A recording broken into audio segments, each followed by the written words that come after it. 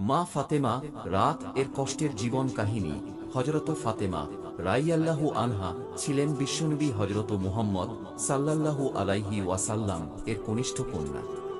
তিনি ইসলাম প্রচারের কঠিন সময়ে জন্মগ্রহণ করেন এবং ছোটবেলা থেকেই বাবার ওপর কাফিরদের অত্যাচার দেখেছেন। ছোট্ট ফাতেমা অনেকবার রাসূলুল্লাহ এর মাথার ওপর নিক্ষিপ্ত করা উটের নাড়ি ভুঁড়ি সরিয়ে দিয়েছেন, আহত বাবার সেবা করেছেন। তার জীবন ছিল দারিদ্র্য আর সংগ্রামে পূর্ণ। বিয়ের পর আলী রাত এর সাথে সংসার জীবন শুরু করেন খুবই সাধারণভাবে। ফাতেমা রাত নিজ হাতে আটা পেষতেন, ঘরদোর পরিষ্কার করতেন, সন্তানদের লালন পালন করতেন। এত কঠিন পরিশ্রমের ফলে তার হাত পা ফেটে যেত। তিনি রাসূল এর কাছে একজন খাদেম চেয়েছিলেন, কিন্তু প্রিয় নবী তাকে দুনিয়ার আরাম নয়, বরং রাতের ইবাদতের তাসবিহ শিক্ষা দেন। ঘুমাতে যাওয়ার আগে ৩৩ বার সুবহানাল্লাহ, ৩৩ বার আলহামদুলিল্লাহ এবং ৩৪ বার আল্লাহু আকবার বলবে। বুখারী ও মুসলিম।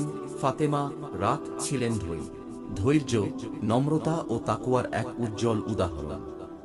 তিনি রাসূল এর সবচেয়ে প্রিয় কন্যা ছিলেন এবং রাসূল বলতেন, ফাতেমা আমার দেহের অংশ। যে তাকে কষ্ট দেয় সে আমাকে কষ্ট দেয়। ফাতেমা রাত এর ইন্তেকালের কাহিনী। রাসূল এর ওফাতের পর ফাতেমা রাত অত্যন্ত দুঃখ পেয়েছিলেন। বাবার মৃত্যু তার হৃদয়ে গভীর আঘাত করে। তিনি প্রায়ই কাঁদতেন। নবীজি তার মৃত্যুর কিছুদিন আগে তাকে গোপনে কিছু বলেছিলেন, যাতে প্রথমে তিনি কেঁদে ফেলেন, পরে আবার হাসেন। পরে জানা যায় নবীজি তাকে বলেছিলেন তিনি তার পরিবার সবার আগে তার সাথে মিলিত হবেন, অর্থাৎ তিনি প্রথম ইন্তেকাল করবেন। রাসূলুল্লাহ এর ইন্তেকালের ৬ মাসের মধ্যে ফাতেমা রাত ইন্তেকাল করেন।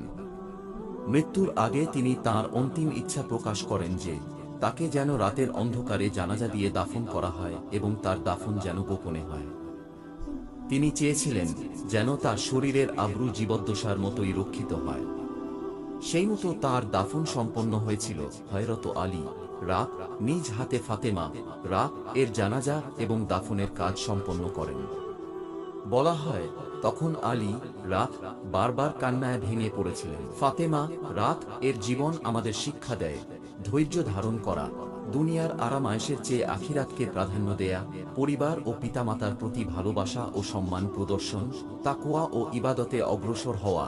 আপনি চাইলে আমি ফাতেমা রাত এর জীবনের আরও বিশদ কোনো ঘটনা বা ইসলামিক বই থেকে প্রামাণ্য কাহিনীও তুলে ধরতে পারি।